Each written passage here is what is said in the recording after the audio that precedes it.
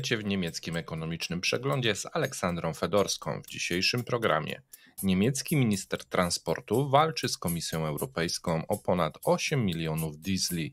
Tylko 4 na 10 Niemców ma własne mieszkanie. Zamówienia w niemieckim sektorze wytwórczym w czerwcu lepiej niż w maju. Berliński szpital nie nadąża za nożownikami. Na koniec przemysł farmaceutyczny jest kluczowy dla Niemiec. Zapraszamy.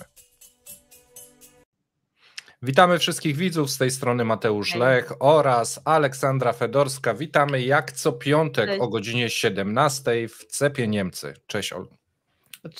Cześć.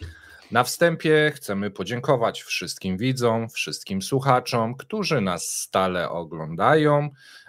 Jesteśmy wam bardzo wdzięczni. CEP Niemcy zaczyna się przyjmować i coraz więcej osób ogląda i coraz pozytywniejsze komentarze, Olu, więc gratulujemy.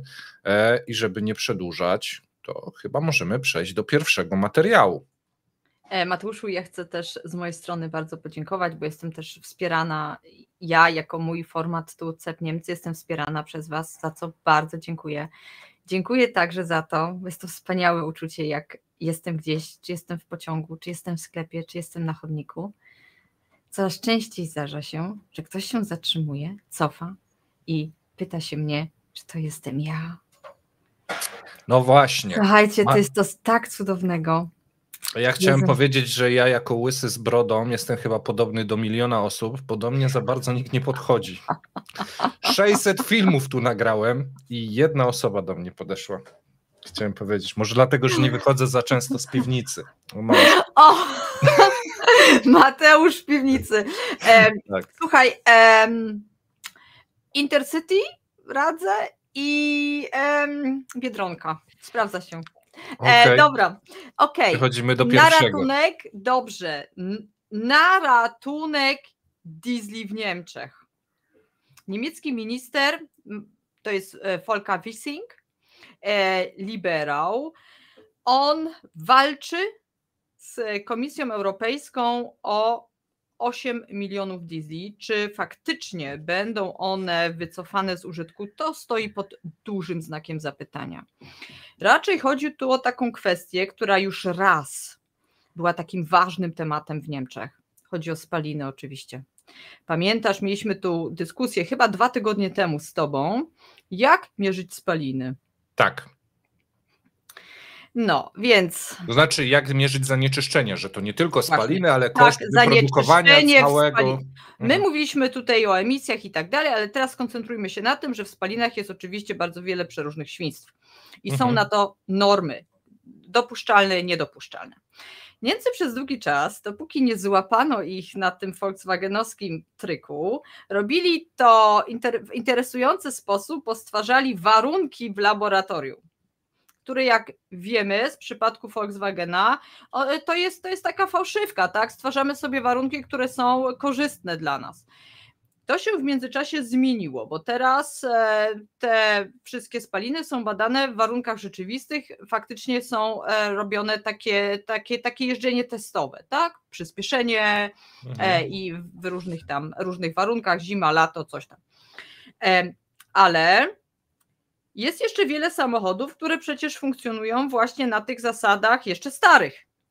I tu się ktoś oburzył, właściciel Mercedesa, złożył skargę do sądu okręgowego w Duisburgu, sprawy się potoczyły dalej i w międzyczasie trafiły do TSUE.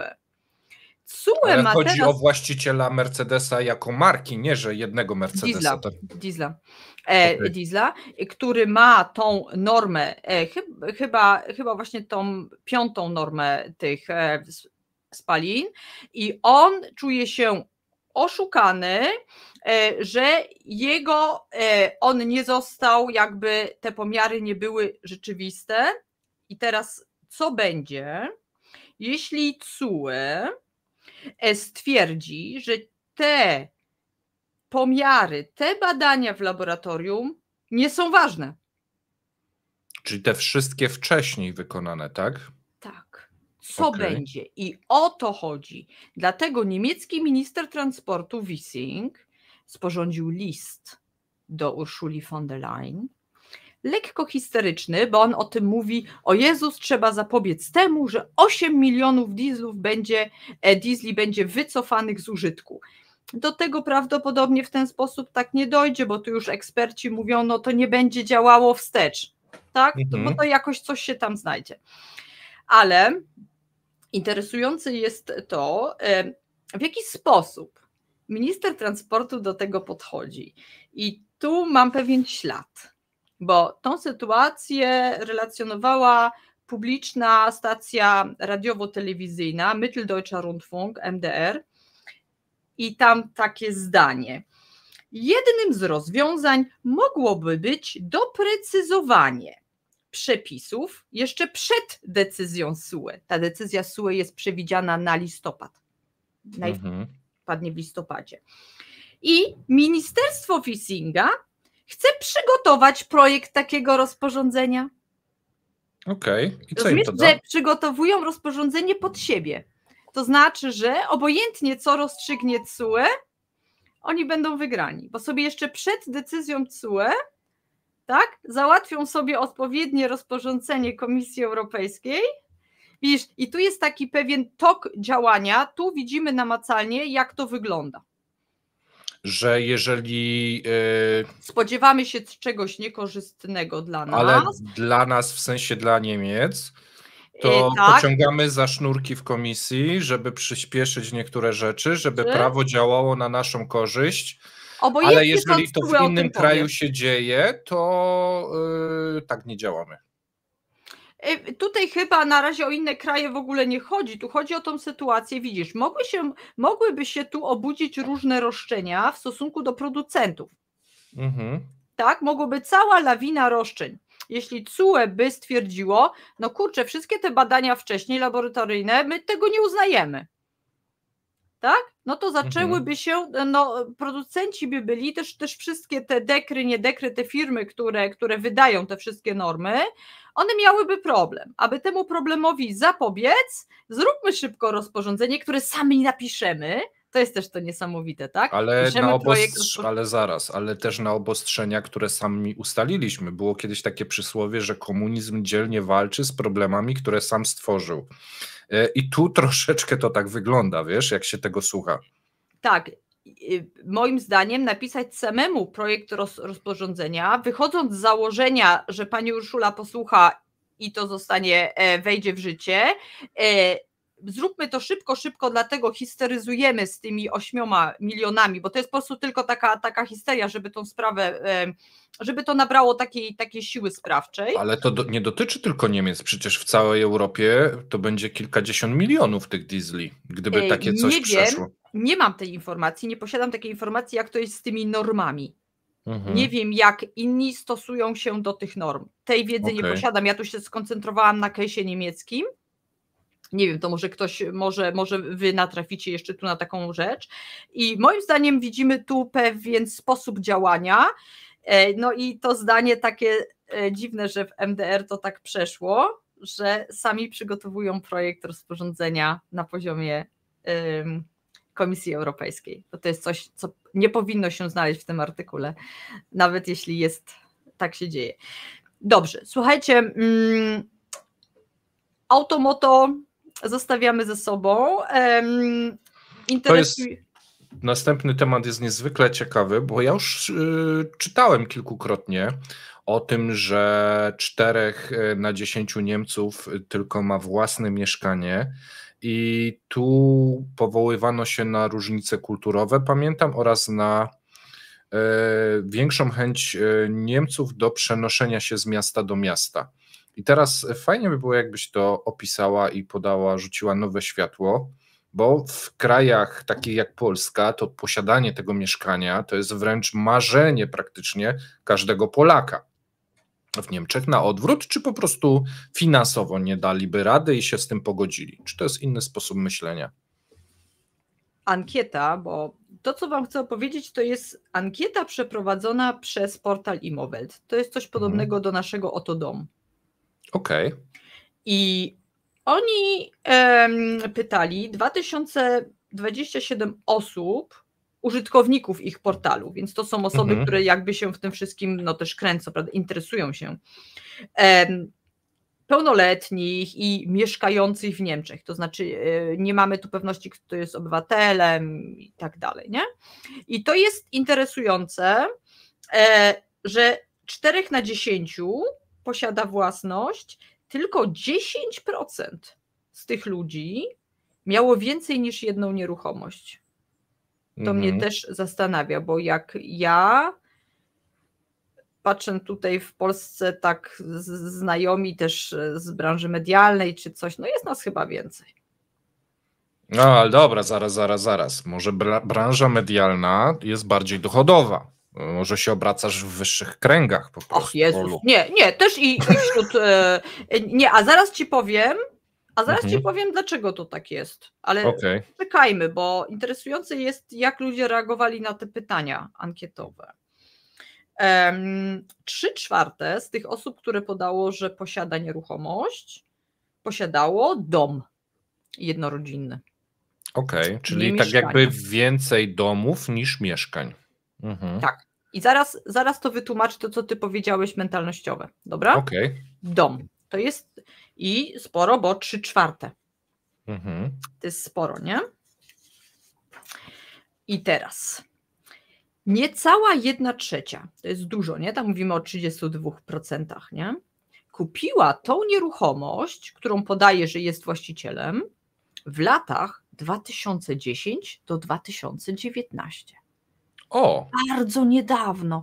Tu wiesz, parę razy wracałam do tego zdania, czy to naprawdę tak tam pisze, i kupiono to w okresie właśnie tych bardzo niskich stóp procentowych. Bo to były historycznie najniższe stopy procentowe. Pamiętasz, ile wynosiły w Niemczech? Bo ja tak żyję rosyjskimi stopami, to one wysoko w górę, pod sufit. Nie, no było naprawdę bardzo niskie. Gdzieś tam, oby nie przekręcić.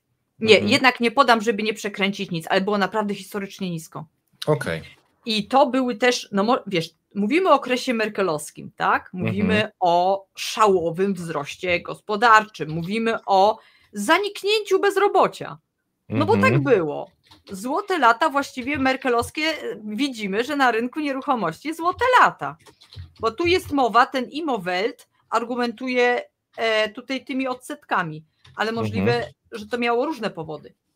Nie? Bo wcześniej nieruchomości były bardzo tanie, więc dobrze było wejść na rynek, nawet my żeśmy z tego skorzystali, a propos, bo żeśmy też w tych latach kupili, więc wcześniej nieruchomości były rekordowo tanie, więc można było jeszcze dobrze kupić. Widocznie też ludzie się odważyli wziąć kredyt, bo mentalnościowo w Niemczech branie kredytu jest takim obciążeniem psychicznym, chyba większym niż tu, nie wiem, tak podejrzewam. No. I teraz do następnego pytania z ankiety wracam i możliwe, że to jest efekt tej ankiety, tak, bo to nie jest to nie są dane GUS, to są dane z ankiety. 84% kupiło nieruchomość, że sami kupili, nie dostali w spadku. To jest dla mnie w ogóle ta niesamowita liczba. Dla mnie to jest niesamowite, bo i teraz wracamy do sytuacji, ty mówisz, nie, w mediach nie ma żadnych kryzysów, media są niskodochodowe, ale mamy inną tradycję, jest gdzieś babcia, dziadek, wujek, ciocia bezdzietna, my teraz mówimy tak, nie, bez żadnych takich i no są po prostu spadki. I w tej ankiecie to nie wychodzi. 15% tylko dostało w spadku. I te liczby mnie bardzo... Ale wiesz co, ale to troszeczkę może pasować, bo historycznie Niemcy nie posiadają mieszkań czy domów. Ja kiedyś właśnie patrzyłem na te badania i bardzo mnie to dziwiło, ale wielu ludzi po prostu wynajmuje. A więc jeżeli wynajmujesz, to też nie masz czego dać w tym spadku po prostu, no bo nie masz tego domu, nie? Ale Mateuszu, gdzie oni wynajmują? Zobacz, Berlin, chyba sięga to nawet 90%. Czyli Berlin jest takim miastem to jest stolica przyjezdnym. lokatorów.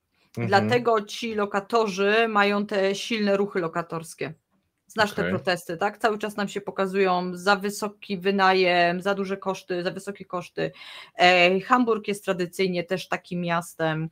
Ty możesz to nazwać w takim sensie, ach, to są ci przyjezdni. Nie, tam po prostu tak wygląda ta struktura. Cały wschód ma też ten problem, że tam jest mało własności, no bo tam nie ma tej tradycji, ale jeśli spojrzymy na zachód Niemiec, jeśli spojrzymy na Bawarię, na Badenię-Württembergię, czy nawet Schleswig-Holstein, który jest mi tak bliski, no to mamy regiony poza miastem, które prawie tylko są własnością i to są domki jednorodzinne. Ale liczbowo ci wychodzi tak, jak masz domek, no to masz górę parę osób, tak? Jak masz wielką kamienicę w Berlinie, no to masz procentowo więcej. Wiesz, o jakim mówię skalowo, o jakim efekcie, nie? Że więcej osób na budynek po prostu. Tak. Na daną przestrzeń więcej osób. Dla mnie stosunek Niemców do nieruchomości i posiadania nieruchomości się co prawda zmienia, to widzimy w tej liczbie 2010-2019, tam się coś zmieniło, ale jest to jednym z ich najpoważniejszych problemów. Zobacz, jaka część dochodu idzie na ten wynajem, bo w takim Düsseldorfie, czy nie, Berlin nie jest aż tak drogi, tylko niektóre dzielnice, no 1300, 1600, masz 2 dzieci, no idzie na to mieszkanie, nie? W nic, bo tego nie posiadasz. I też taka ta niepewność, tak? Czy ten właściciel jakoś tak, no wiesz, czy cię wywali, czy cię nie wywali, jakie ma plany z tym mieszkaniem, bo to takie głupie jest, tak? Nie możesz sobie czegoś zmienić, co byś chciał zmienić. I no tak to po prostu w Niemczech wygląda. Moim zdaniem są to wyrzucone pieniądze, ale wielu z nich po prostu nie przekonasz, bo oni boją się kredytu. Okej, właśnie, bo chciałem zapytać, z czego to się bierze? Ze strachu przed zobowiązaniami finansowymi, że ta dyscyplina finansowa i te, wiesz, bo kredyt jest dobre, jak stać cię na kredyt, ale ludzie, którzy są przezorni, boją się kredytów, bo wiedzą, że w przeciągu 30 lat może się wydarzyć mnóstwo różnych rzeczy po drodze. I jeżeli stać ich na wynajem, no to po prostu może się decydują. Staram się zrozumieć mentalność Niemców, no bo to jest zauważalne, że jest inaczej niż w Polsce. I czytałem, i ja się bardzo dziwiłem, no bo bogatsze społeczeństwo, to myślałem, że właśnie sobie kupują i sobie żyją spokojnie. I zdziwiłem się, że taki procent wynajmu, i się zastanawiam, czy Polska nie zmierza też powoli w tym kierunku, że coraz więcej osób nie stać, bo my może z innego powodu nie stać na zakup własnej i jesteśmy przymuszeni przez sytuację życiową do wynajmu. Drodzy widzowie, dajcie znać w komentarzach, jak to u was wygląda, czy macie mieszkanie, bo kupiliście za gotówkę, czy macie, bo spadek, czy macie, bo kredyt, czy nie mieliście żadnej z tych możliwości i jesteście zmuszeni do wynajmu. Jestem ciekawy, jak to wygląda w strukturach naszych widzów. Jeszcze chcę do tego jeszcze takie, widzisz, w okresie powojennym, gdzie powstawało bardzo dużo nowych osiedli. Częściowo były to osiedla także w Niemczech Zachodnich związane z zakładem, czy na przykład wielkim pracodawcą na terenie... Tak jak na przykład na Śląsku całe osiedla budowano dookoła kopalni czy huty. Tak. I tamte mieszkania były śmiesznie tanie. Tak? Potem zakłady zaczęły się pozbywać tych osiedli. Tak? One przeszły w ręce jakiejś firmy. I tu też w Polsce też mieliśmy to. Tak, i to cała taka machina powstała. Po drugie, jeśli już jesteś w jakiejś sytuacji skomplikowanej, nie wiem, jesteś sama i nagle z 2 dzieci, tak, no to możesz na przykład wnioskować o taki dodatek do tego wynajmu. Ten dodatek może być nawet spory.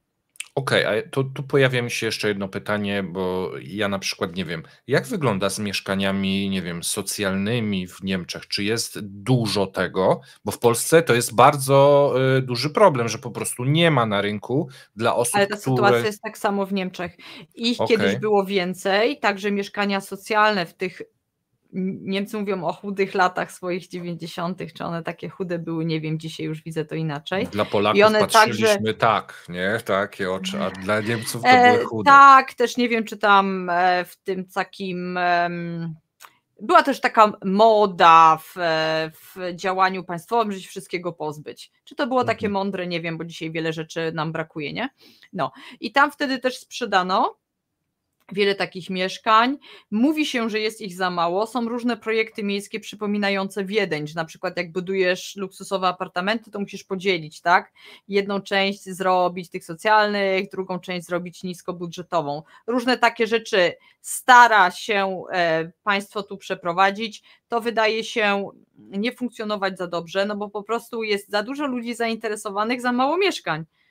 Jakieś niesamowite kolejki, wiesz, za mieszkanie, mieszkanie nieomal, wiesz, casting, tak? Setki ludzi, ostre szaleństwa też tam się dzieją na tym rynku. A co z ludźmi, którzy przyjechali do Niemiec z różnych krajów? No bo gdzie oni mają dostać? Jest to bardzo trudne. Ich sytuacja na rynku mieszkań jest naprawdę marna. Ale wtedy powiedz mi, te osoby, migranci na przykład wskakują w kolejkę do mieszkań socjalnych przed Niemców, którzy są biedni i nie stać ich na mieszkania. Jak wygląda taka sytuacja? To jest teraz ostry temat, gdzie idziemy na taką ścieżkę, nie? Wiadomo, że dyskutuje się na ten temat. Tu bym nie chciałabym powiedzieć za wiele, ale jest to oczywiście bardzo gorącym tematem, właśnie w przypadku, gdzie tych mieszkań jest za mało, tak? Gdzie wiele zainteresowanych walczy o takie mieszkanie, o tym się dużo mówi, na pewno jest ten problem. Jest już w wielu dzielnicach właścicielami mieszkań i kamienic, szczególnie w tureckich dzielnicach, są już obcokrajowcy. Więc oni też już funkcjonują nie tylko jako osoby, które potrzebują mieszkania, tylko także osoby, które oferują mieszkania. No po prostu wykorzystują. No, w Skandynawii bardzo dużo mieszkań mają fundusze inwestycyjne, nie? I w Polsce też się to zaczyna, że to jest biznes, że kupujesz całe osiedla, można powiedzieć, od dewelopera i później czerpiesz zysk z wynajmu, ewentualnie od sprzedawania po jakimś czasie, że tworzy się z tego pieniądz, no ale to... Ja przypominam sobie taką osobę, ja z nim prowadziłam kiedyś wywiad. To był mężczyzna, żołnierz, który się zdecydował na bardzo, bardzo niebezpieczne zlecenia, właśnie był w Afganistanie. Ale mówisz o polskim żołnierzu czy niemieckim? Nie, mówię o niemieckim żołnierzu, który przeprowadzał tam bardzo niebezpieczne akcje i rozmawialiśmy, jak to znosił, jaka jest jego sytuacja. Mówimy tu o stolicy Szlezwik-Holsztynu, Kilonia. I on mi w ramach tego wywiadu powiedział,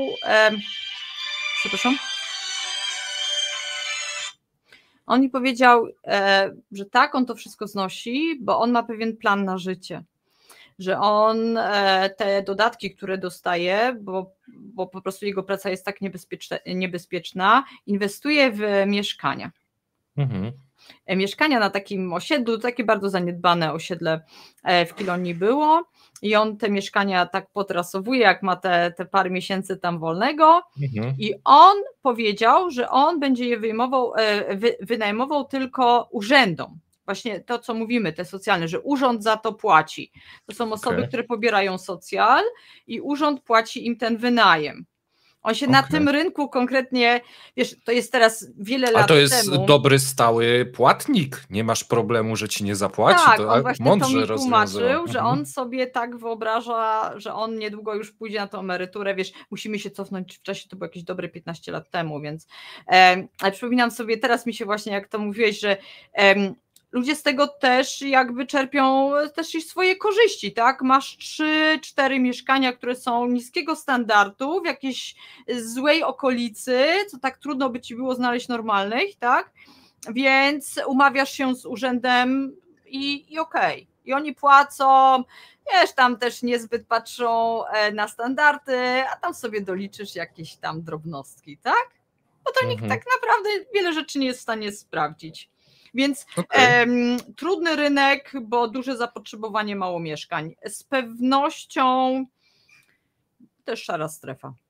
Dobrze, a jesteś w stanie nam tak obrazowo, może całościowo porównać te dwa rynki, polski i niemiecki, co ci się podoba bardziej na niemieckim, a co na przykład na polskim, czy ta struktura? Jesteś w stanie dokonać takiego porównania? Jak my na tym tle niemieckim, bo często patrzymy na Niemcy jako kraj rozwinięty, lepszy, bogatszy, że ludzie po prostu mają fajniej, a w niektórych elementach może tak nie jest. W momencie stabilizacji życiowej, założenia rodziny, gdzie planujesz żłobek, przedszkole, szkołę, liceum, z pewnością własność, to, że czujesz się, ja jestem u siebie, ja planuję moją przyszłość, ja planuję mieszkanie na przykład, które kupiłam w Polsce, no planuję przekazać tak następnym pokoleniom i pod tym kątem je kupuję. To nie jest mieszkanie singielskie. Jeśli ktoś nie ma takich zobowiązań, nie ma jeszcze tej stabilizacji życiowej i na przykład rozwija się zawodowo, tak? Że dzisiaj Warszawa, jutro Berlin, pojutrze Paryż. No to ten wynajem ma sens. No faktycznie, no nie zapuszczam korzeni. W momencie, jak zapuszczasz korzenie, jak planujesz po prostu na następne dekady, no to własność. I w Polsce jest to łatwiejsze, tak? Tak, i patrząc na duże miasta, ja wiem, że w Polsce jest wielka dyskusja, że tak drogo i tak dalej, ale jeśli na przykład porównamy, mój brat mieszka w Nürnberg, jest to ciut większe od Poznania, no jeśli porównamy te ceny, no to one są tam jednak astronomiczne w porównaniu z Poznaniem, więc te różnice cenowe jak najbardziej są. Dla polskiego odbiorcy ceny w polskich miastach są bardzo wysokie, ale z perspektywy osób przyzwyczajonych do cen zachodnich nie są one aż tak wysokie. Więc to też jest pewien plus. Uważam, że... Czyli w Niemczech ludzie żyją, 6 na 10 osób żyje w większej niepewności niż w Polsce, tak? Moim zdaniem tak. Bo w Polsce to chyba mamy 80 parę procent. Czy... Albo stawia po prostu, że ich pewnością, ich zabezpieczeniem są te urzędy, te datki państwowe, bo tak też może być, że ktoś uważa, no dobra, no to jak ten mnie tu wyrzuci, to że jest taki miękki spadochron przygotowany. Że żyje w takim nastawieniu, ale ja się zastanawiam, no to nie jest model na życie, jak już masz rodzinę. Nie wiem, Mateuszu, czy masz dzieciaki, czy coś, ale myślenie człowieka bardzo się zmienia pod tym kątem. I może tutaj właśnie chodzi o taki, albo masz model taki, masz taki przejściowy etap w twoim życiu, albo już taki na stałe. I myślę, że jak w główce coś ci tak już to myślenie dla dzieciaków, to ty myślisz tak właśnie na własność, myślisz już co przekażesz, może to jest kwestia wieku. A to ja bardziej podrążę, bo powiedziałaś, że Niemcy mają takie poczucie bezpieczeństwa, że może państwo za nich naprawi te problemy, ale sama mówisz, że to państwo wchodzi w gospodarczy i wielowymiarowy kryzys, gdzie jeżeli chodzi o mieszkania, to powiedziałaś sama, że raz, że jest bardzo mało, dwa, jest jeszcze kolejka migrantów. Czy to nie jest taka bańka, wiesz, czy to społeczeństwo nie żyje w takiej bańce, że państwo nas ochroni, ale to jest, wiesz, myślenie o Niemczech sprzed, nie wiem, 20 lat, a w tym momencie Niemcy są w troszeczkę innym miejscu i gdyby ludzie zaczęli się temu przyglądać i ta bańka taka opiekuńczości zacznie pękać ze względu na problemy finansowe jakieś czy strukturalne, to jak społeczeństwo niemieckie na to zareaguje? Bo wtedy się obudzą z ręką w nocniku, tak, nie mam mieszkania, dostaję coraz mniejsze wypłaty albo jest stagnacja na rynku finansowym, czynsz mi idzie w górę, miejscowość, w której mieszkam, nie wiem, dziadzieje, robi się coraz bardziej niebezpieczna. Czy tu te elementy się nie nałożą na siebie w tym momencie? Trafiłeś w sedno sprawy. Niemcy z założenia bardzo, bardzo ufają swojemu państwu. Okej, bo my mamy taką nauczoną nieufność. Jakikolwiek by rząd nie był. Stawiamy na siebie. Tak, jakikolwiek by rząd nie był, to nie ufamy, ci to kradli, ci kradną, ci oszuści, tylko się wymieniamy co tam 4 czy 8 lat. I zawsze jest źle, zawsze z niczym się nie zgadzamy, tak. Tak, i wtedy mówimy, musimy zadbać o siebie i ja muszę mieć ten kąt, w którym ja przyjdę i się położę. Może lodówkę będę miał pustą, ale nikt mnie z niego nie wyrzuci. Mamy troszeczkę taką mentalność. Okej. Moje też te kwestie rodzinne, że ja wiem na przykład, że rodzic zadba, nie? To nie wiem, no ja na przykład mam takie nastawienie, tak, że muszę jakoś tak zadbać, no, żeby dzieci miały gdzie mieszkać, no czuję się jakoś tak, nie? A rodzice niemieccy, nie? Mniej. Okej, Że to nie nie jest biorą takim, to do nie jest siebie tym ważnym, tego, nie. że ty musisz zabezpieczyć byt, tylko masz takie, wypychasz z gniazda i radź sobie, tak? Troszeczkę w ten sposób No mentalność? to teraz tak określiłeś bardzo brutalnie. To nie jest jakby takim powodem numer 1, 2 dla nich, raczej widzą kupno nieruchomości inwestycyjnie na przykład bardziej w tym kierunku, czy na przykład jakaś lokalizacja, jakaś po prostu okazja się trafiła, czy coś takiego. Inaczej to jest widziane, bo też no, te spadki dziadkowie czy rodzice osiągają bardzo wysoki wiek, więc to się jakby, tak, wiesz... Ja dziś podałem, a jak oglądacie to wczoraj, średnia długość życia w Niemczech ponad 80 lat, w Rosji niemal 10 lat mniej, więc tak, te spadki są szybciej niż w Niemczech na przykład. Poza tym w Niemczech może jest też bardziej jakiś fundusz inwestycyjny, jakieś akcje, a niekoniecznie nieruchomość, nie? Że jeżeli masz różnie to spadek, bywa, jak te tam... bo u nas się na przykład rzadko kiedy mówi, a dostałem po babci pakiet akcji jakiejś firmy, nie? To jest ten domeczek, nie, na Podlasiu. Tylko to jest domeczek, a w Niemczech jest to trochę może w tą stronę, że bardziej to w Inaczej takie to fundusze wygląda. inwestycyjne czy coś? I babcia raczej przechula na Majorce, nie? A, no tak, bo jeszcze Niemcy... A jest Tak. już inna babcia. Babcia i Inny dziadek mental. potrafią tak hulać na tej Majorce. Jezuniu, to jest jeszcze u nas może mniej popularne. Więc dobra. Ale dobre wieści teraz. W ogóle, poczekaj, bo na koniec streszczę to, co powiedziałeś. Właściwie wahnięcia, my tu wrócimy w naszej humorystycznej części do tego, co to znaczy, jak są takie wahnięcia niepewności, co chodzi o to uczucie, to jest zaufanie Niemiec do swojego państwa, jeśli tu coś się waha, bo taką sytuację możemy mieć. O tym więcej.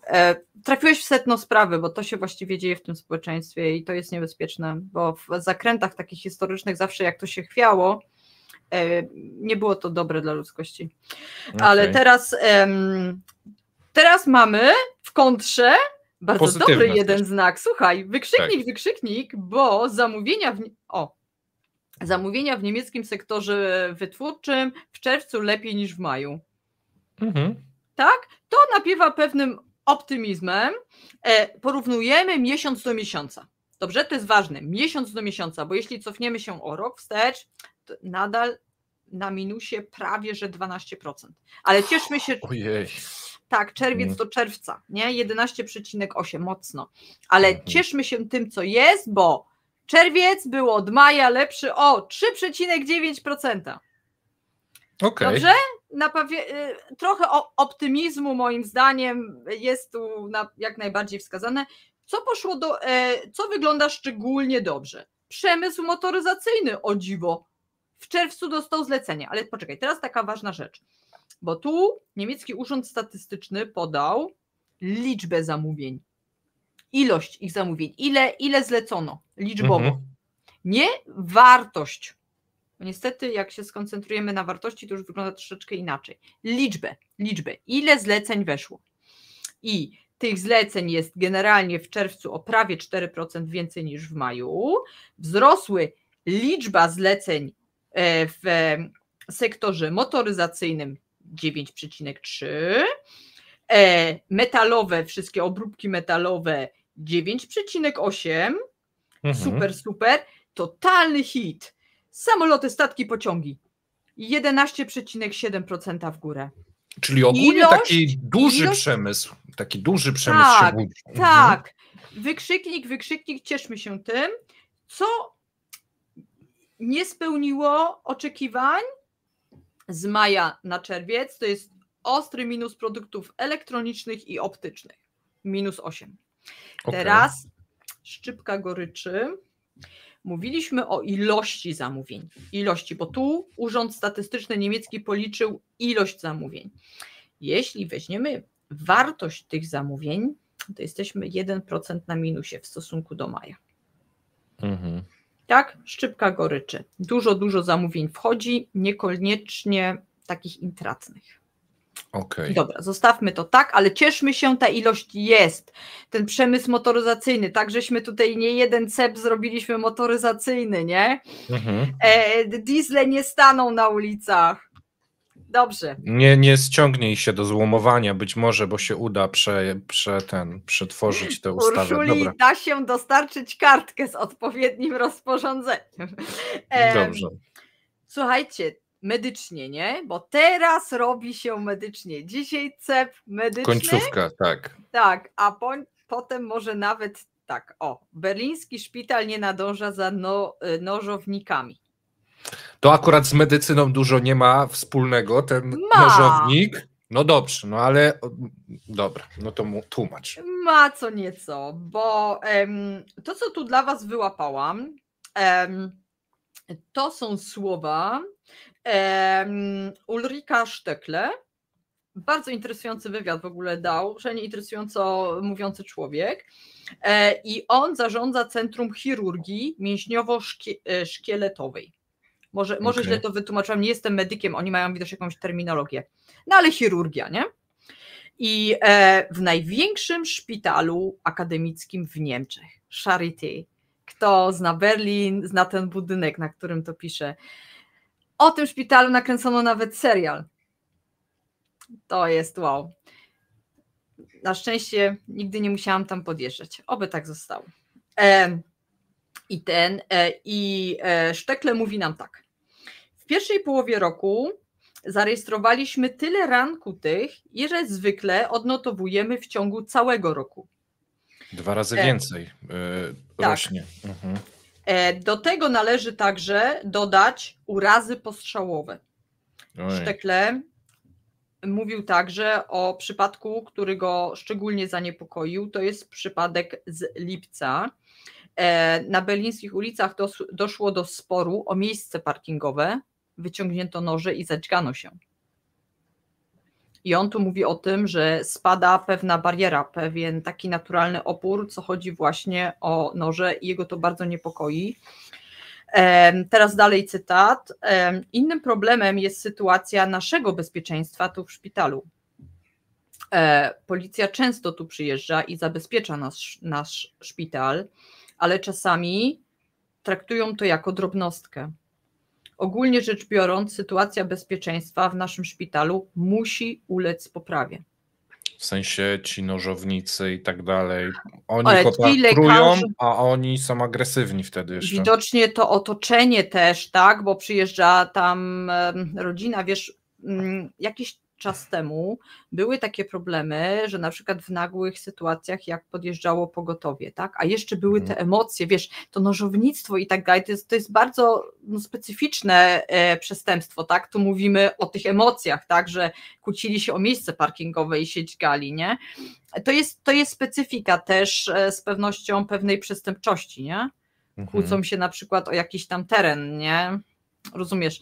I ta atmosfera, to otoczenie teraz także wpływa na medyków, nie?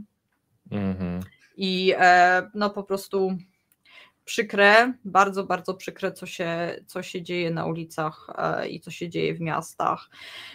W ostatnim czasie, no bo urlopy to dla mnie zawsze częste wyjazdy do Niemiec. Niemcy się zmieniają. Niemcy się naprawdę bardzo zmieniają. I to jest widoczne. Narasta pewne nastroje złości, frustracji. Zdarzyło mi się takie coś, bo wszystkie pociągi są tak przepełnione, że full, nie?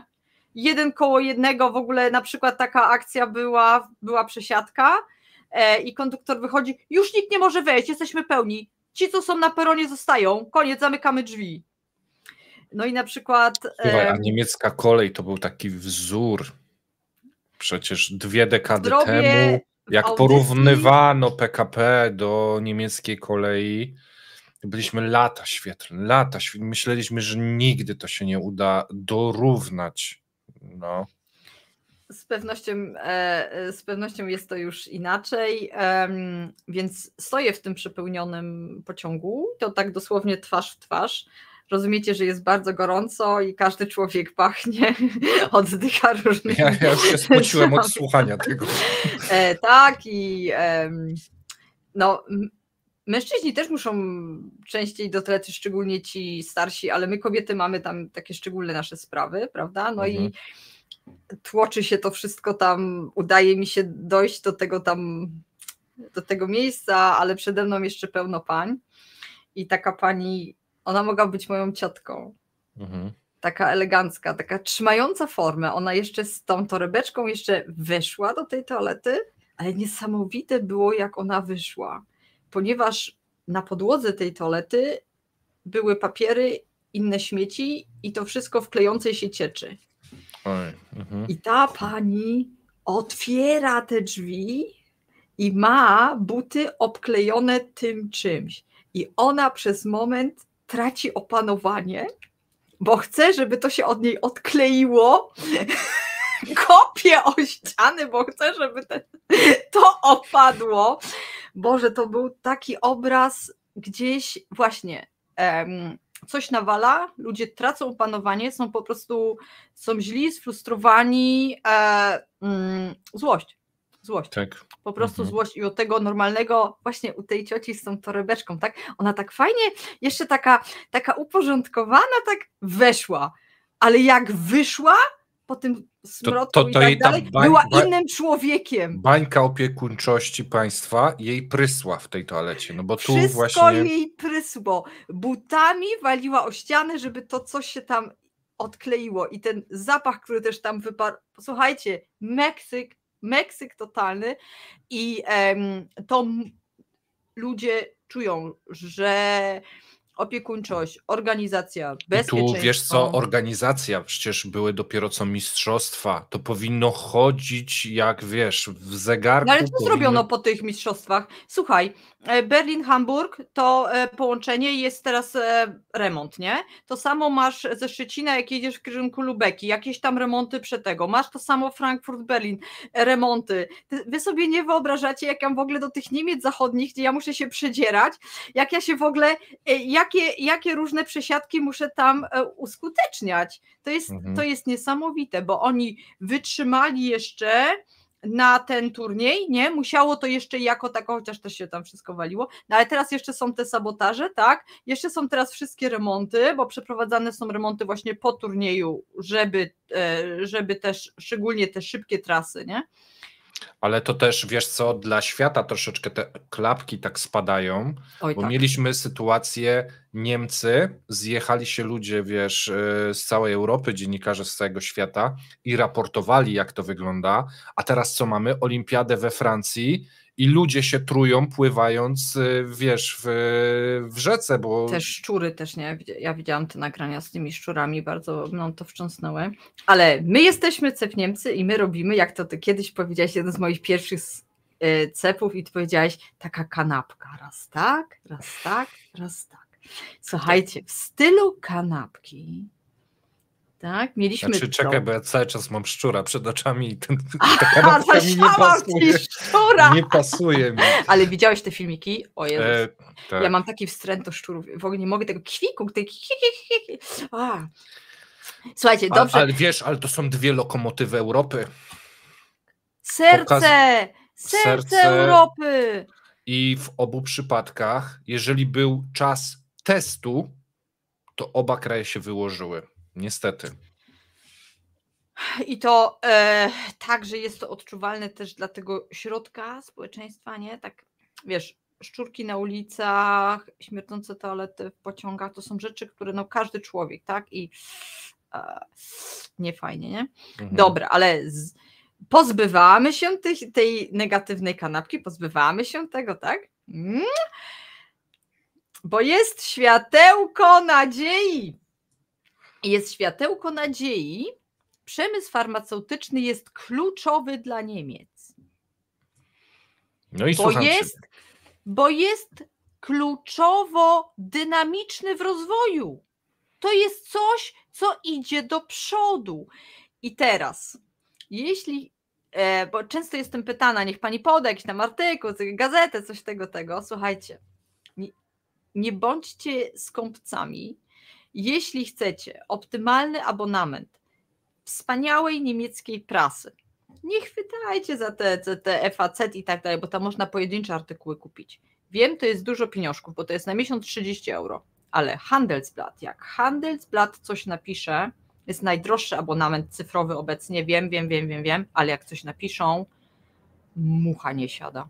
Od czasu do czasu mają swój wielki moment i taki wielki moment znalazłam, bo to jest artykuł, który czytałam wielokrotnie i muszę powiedzieć, bomba. Analizują bardzo rzeczowo i fantastycznie, że przemysł farmaceutyczny jest tak kluczowy powoli dla Niemiec, że zaczyna zastępować automotive. I jak oni do tego dochodzą, to jest super interesujące. Słuchajcie, ja będę tu więcej o lekach mówić, też się na tym nie znam, muszę sama w to wszystko wejść.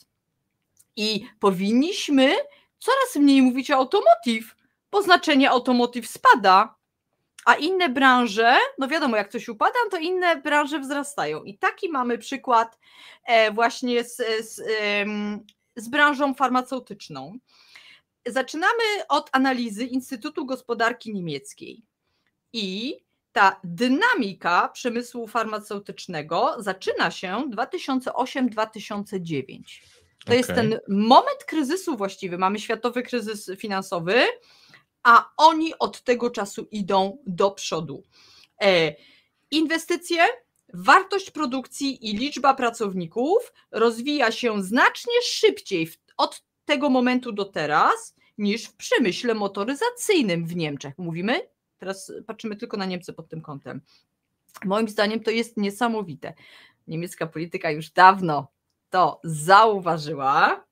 Kanclerz Scholz ostatnio, nie, że jeżdżą tylko do Volkswagena, bo tak były cały czas ostatnie dekady, nie. Jeżdżą też, jak farmaceuci budują sobie nowe fabryki. Tak świecił swoim blaskiem Scholz, na przykład jak Eli Lilly budowała swoją nową fabrykę. Robert Habeck w ostatnim czasie uścisnął dłoń szefom firmy Merck, B. Braun, nie znam nawet tej firmy, i był także w lipcu jeszcze, odwiedził przed wakacjami, odwiedził Boehringer Ingelheim. Więc już zapaleni. I teraz mistrzostwo Handelsblattu. Handelsblatt zdefiniował sobie najważniejsze takie działy, które służą porównaniu z innymi sektorami. To było po prostu super robota. I oni wyłonili tu parę takich wartości, które porównują z innymi sektorami. Dla mnie hitem było wyliczenie wartości dodatniej na łebka, na pracownika. Taki jeden pracownik, ile wytwarza on w tym sektorze, w swojej robocie wartości dodatniej. Dla mnie szok i właściwie dlatego chyba wszyscy bronią nawet swoim honorem i wszystkim, co mają PCK, bo największa wartość dodatnia jest w petrochemii. Na łebka 261 000 €. To teraz wiemy, że tu idzie wszystko, tak? Whatever comes. Ale już na drugim miejscu jest przemysł farmaceutyczny. 210 000 € rocznie. To dużo. Super, nie? Wow! I tak, no to są niesamowite. Automotive, trzecie miejsce, ale z jaką sumą? 150. Widzisz te różnice? Tak, ale wydaje mi się, że tu chyba chodzi o to, że w branży automotive masz duże koszty zbudowania tego samochodu, ale jak opracujesz, to później już te koszty bardzo spadają. No tak, ale łepek wypracowuje tyle i tyle wartości dodatniej, ale ta petrochemia, wiesz co? I to wtedy rozumiemy znaczenie tych surowców i tak dalej. Oj, cholercia. Trudna na tym się sprawa, zarabia, nie? no. Ale jak? Widocznie też niskie zatrudnienie przy dużym, nie? Tak, dużym bo to wolumenie odgrywa... przerobu, jak masz rafinerię i tak dalej. Następna wartość to jest wzrost produkcji jako takiej, woluminów, nie? To mamy od 2010 w farmacji 40% wzrost w Niemczech, coraz więcej produkcji.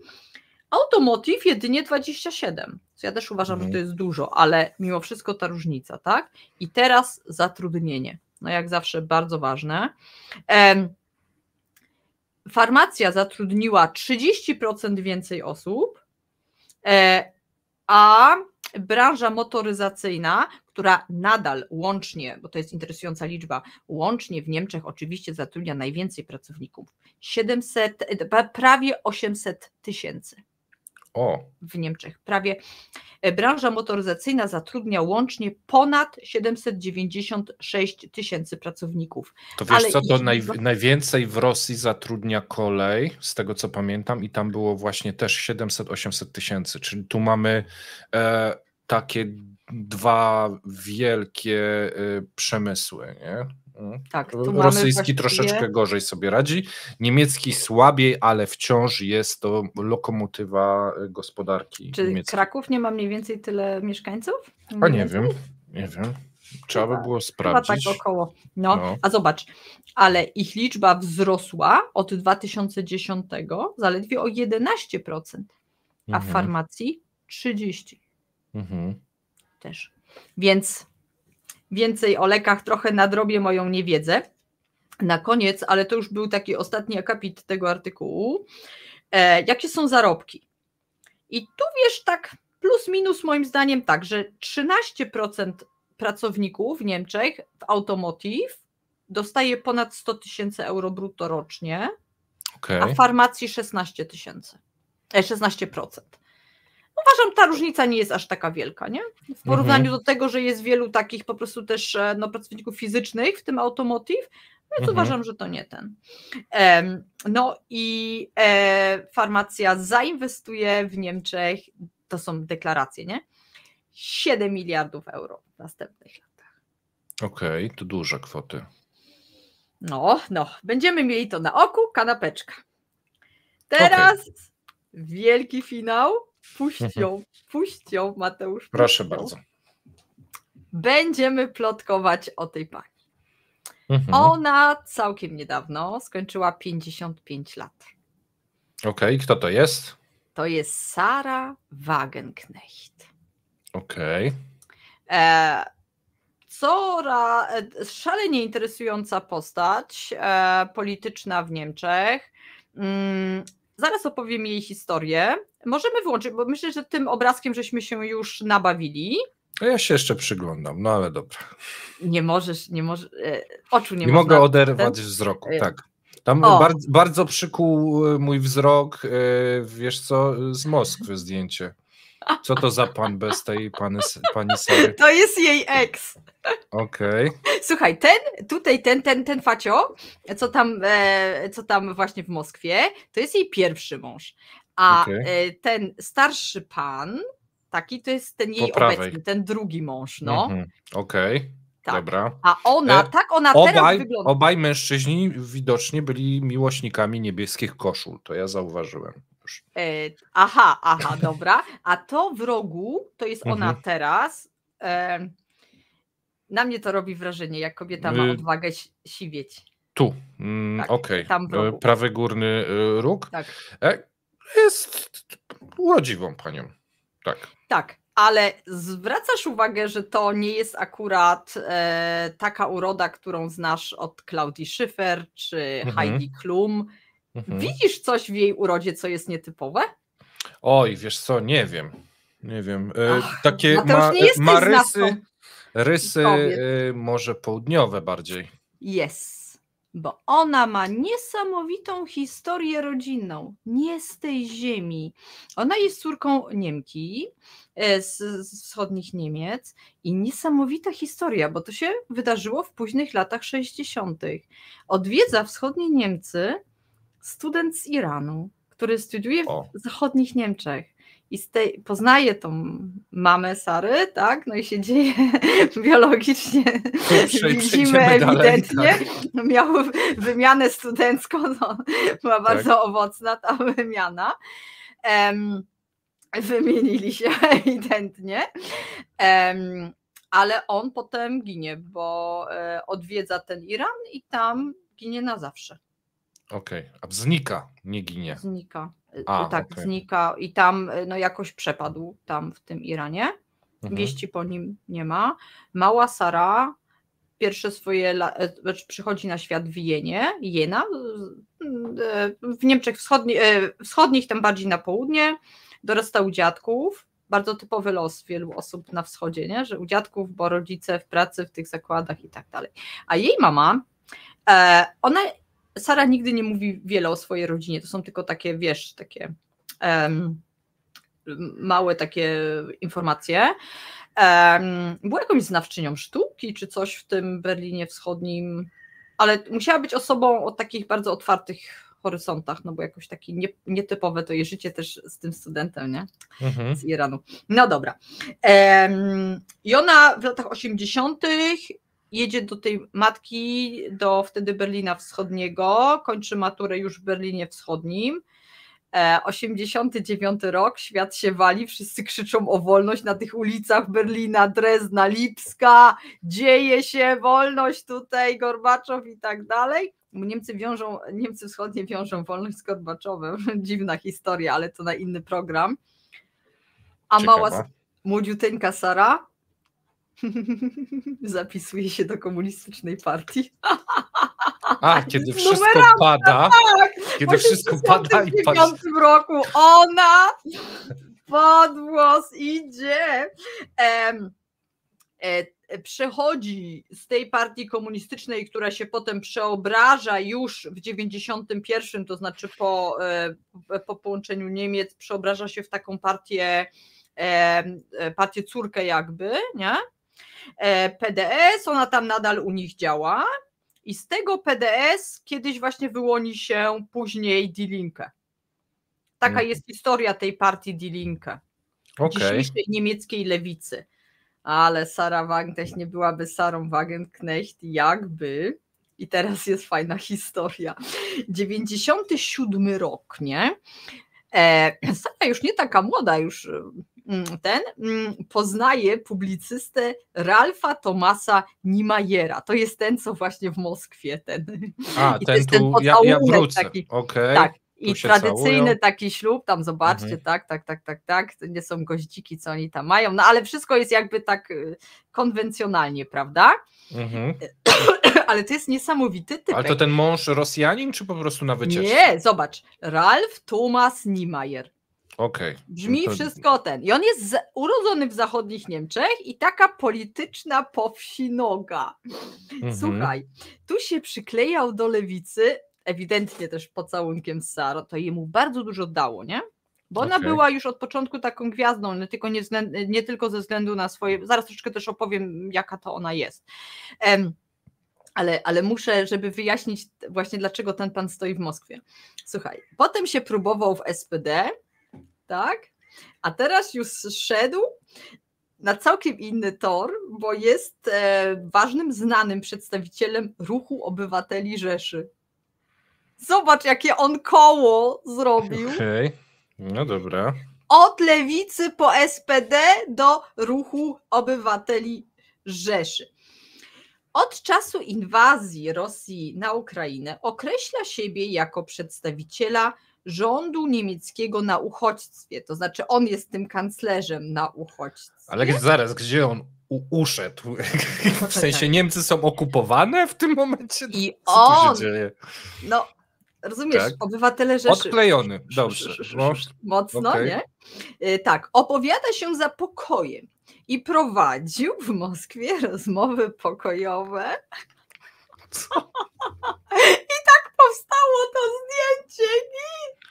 Ale z kim on prowadził te rozmowy? Ze sobą, z gołębiami na placu? Więc tak, był na misji dyplomatycznej. Ale takie jak Orban, że wsiadł w samolot i po prostu w długą? nikt poważny się z nim nie spotkał, ale wiesz, rozumiesz, Okej. on sobie prowadził, nagrał taki klip selfie, tak, że wyjaśnia i prowadzi rozmowy pokojowe. Chińczycy z nimi też rozmawiał i Chińczycy go oraz Rosjanie, szerokie pojęcie Rosjanie, wysłuchali go, co chodzi też o sytuację w Niemczech.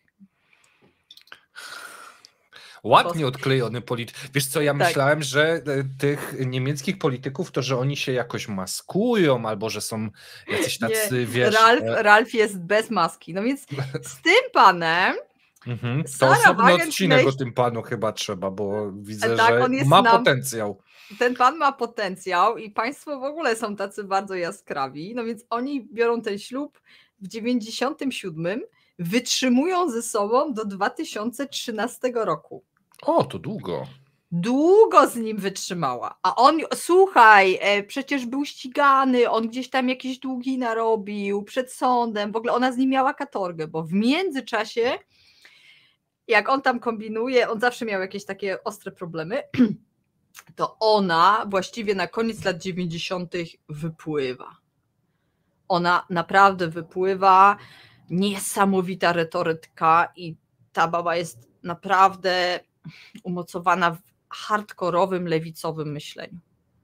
Ma jakąś taką ścieżkę też naukową, to nie jest głupia osoba. Parokrotnie widziałam ją na żywo. Wow. Między innymi charyzma i merytoryka, mimo że się na przykład taka, nie zgadzasz, ale widać, że wie, co mówi. Okej. Dobrze mówi. Dobrze mówi po prostu. Jest diabelska, lekko demoniczna w tej swojej takiej argumentacji, ale to wszystko robi wrażenie. Ma super głos, dobrze gada. Wystąpiła kiedyś właśnie na targach książki w Lipsku, tam ją także widziałam. Widziałam ją też na mniejszych wiecach. Na mniejszych wiecach nawet lepiej sobie radzi, nie? Bo widzisz ją tak na żywo, nie? Ale też w telewizji był okres, gdzie nie wychodziła z telewizji, nie? Ale gdzieś ten okres rozwodu i tak dalej, tam jest takie lekkie załamanie. Die ma jej dosyć, bo tam są inni. Ona zawsze, wiesz, to nie jest ktoś zespołowy. Ona i wielkie nic. To jest taka troszeczkę taka caryca. Okej. I wielkie nic, nie? Ona nie potrafi z innymi się dopasować. Albo inni nie znoszą jej, bo ona jest jako jest, wiesz, no może być tak też, nie? No, tam przechodzi taką depresję i tak dalej, trudno jej jest i jest taki wywiad z nią, który zrobił na przykład na mnie osobiście wrażenie, bo tak niedaleko, miała 40 parę lat i po raz pierwszy mówiła o tym, że jest kobietą bezdzietną. I tak dała spojrzeć jakby w to swoje nie? Że to jest zawsze to, co będzie jej pustką. Bo była bardzo odważna wypowiedź. Bardzo odważna wypowiedź. Zawsze czekałam, żeby Merkel coś takiego powiedziała, no ale Merkel takich rzeczy nie mówiła. Sara Wagenknecht się odważyła. No, ale tak. Sara Wagenknecht w Die Linke spotyka Lafontaina. To jest ten drugi, daj to zdjęcie, to jest ten drugi pan w tej. No, teraz już tam daleko po 80, ten pan, rocznik 43. No nie tak daleko, nie ma 81. Okej, a ona ile teraz ma? Bo to duża różnica 55. wieku. Wow, 55. Bardzo duża różnica. Tak, ale słuchaj, to jest gagatek, nie? On był kiedyś w SPD okres Schrödera i o nich się mówiło, że SPD ma tą taką trójkę kierowników. Schröder, Lafontaine i Scharping wtedy. I on był niby ten drugi, bo on był taki lewicowy, on ze związków zawodowych w ogóle jest, taki trybun, też ma niesamowicie gadanego, nie? To jego nazwisko takie francuskie, on w ogóle z tego kraju Sary pochodzi. Interesująca postać. Pamiętam, gdzie to było, tam ostatnio jakaś awaria była, robiłem zdjęcie. Nie, procesory były w kraju Sary. Tak. No i on tam w tym kraju, słuchaj, no jak cała ta SPD 4 żony. Wagenknecht to jest numer 4. To są babiarze totalni, tak? Ma 2 synów. Ja nie wiedziałem, że politykowanie to jest taki, wiesz, amulet na kobiety. Ja może niepotrzebnie YouTube'a robię, czy coś, ja nie wiem. Kurczę, kierunek widzę, niemieccy politycy, tak jak mówisz, po kilka Ale żon. tylko SPD. Tam ci inni grzeczni. Słuchaj, SPD to jest w ogóle jakieś, no słuchaj. Babiarze strasznie. Tak, i jeszcze na koniec, wiesz, on już miał młodą żonę numer 3, przychodzi Sara, no i jeszcze, nie? Jeszcze wyżej. Słuchaj. A człowiek po 80 myślą ludzie, że to tylko kapcie i telewizor, a można tu podboje. Nigdy nie jest za późno. Można sobie radzić. Ma 2 synów i 3 wnuków. Okay. No i on podobno nie był zadowolony, że Sara nagle wychodzi z pompą z Die Linke i zakłada własną partię. I to jest teraz to BSW, Bündnis Sarah Wagenknecht. I teraz wracamy do aktualnej polityki w Niemczech, bo my we wrześniu mamy 3 ważne wybory na wschodzie Niemiec. Turinga, Saksonia 1 września, 22 września Brandenburgia. W następnym tygodniu zrobię cepa tylko o tych wyborach. I to jest mój wstęp. Mówię teraz tak szczegółowo i tak dokładnie o Sarze Wagenknecht, bo bez Sary Wagenknecht w ogóle te wybory wyglądałyby inaczej. Bo teraz prawie w tych wszystkich landach wygląda sytuacja tak. Masz ten Bündnis Sary Wagenknecht, prorosyjski a propos, tak? To znaczy lewicowa forma AfD. I ty prawie we wszystkich tych landach masz tak. Sarę Wagenknecht, AfD w kontrze do wszystkich. I oni skupiają na sobie tyle, żeby tymi landami móc rządzić. To tamci wszyscy inni muszą połączyć swoje siły, bez względu jak się sam do siebie mają i mają tylko przewagę głosik, 2, 3, góra. Okej. Ty sobie wyobrażasz, że wszystko jest podzielone. Masz te skrajności prawo-lewo, ale ale te skrajności prawo-lewo, one mogą zawrzeć koalicję? Jest na styk w Saksonii. Okej, ale czy te partie są w stanie się dogadać i zawrzeć? No przecież to jest rozstrzał, tak. Nie? To jest... Myślę, że mogą się dogadać, bo mają są krytyczne kreska wrogie w stosunku do migrantów, bo Sara Wagenknecht też to widzi tak nie? Okay. Mimo wszystko. Nie wiem, czy co na tej granicy kuzyna swojego to by tak zostawiła? Brzydko, nie? No ale dobra. Ona to widzi pod kątem tego, że po prostu niemieccy pracownicy na tym tracą, nie? Że ten zwykły człowiek, że to jest niekontrolowana migracja, ale też nie można powiedzieć, że tu gdzieś piszczy ten brunatny okres Niemiec, no bo nie można, ponieważ ona jest lewicowa, to trudno jest zrobić taką konstrukcję. W przypadku AfD możesz od razu powiedzieć, kontynuacja strasznych czasów, tak? I myślę, że ja nie wykluczam, że inne partie będą zmuszone, jak na razie, zobaczymy co pokażą nam następne sondaże. Ja widzę to niebezpieczeństwo, że wszyscy będą musieli się zgadać na taką koalicję w kontrze. Zgniły kompromis, który absolutnie jedyne co ma, to że jest przeciw, to nie funkcjonuje, to po prostu nie funkcjonuje, ale oni będą zmuszeni to zrobić i to jest to na tym obecnie, nie? Bo może muszę po prostu odczekać, co jeszcze będzie, ale moim zdaniem to jest to, co Sarah Wagenknecht i AfD już teraz osiągnęli. Że będzie możliwość tylko dla mainstreamu utrzymać władzę, tylko godząc się na wszystko po drugiej stronie. Łapiąc po prostu międzypartyjny kompromis i próbować grać na przeczekanie.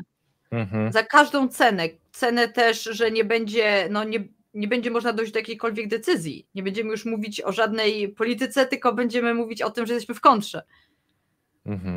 Wiesz, no bo jakby jeśli jedynym moim hasłem jest to, czego ja nie chcę, bo chcę zapobiec czemuś, no to co mam do powiedzenia? Jaką mam wizję, jeśli moja wizja polega na tym, żeby zapobiec innej wizji? To jest bardzo słabe, nie? To jest bardzo słabe.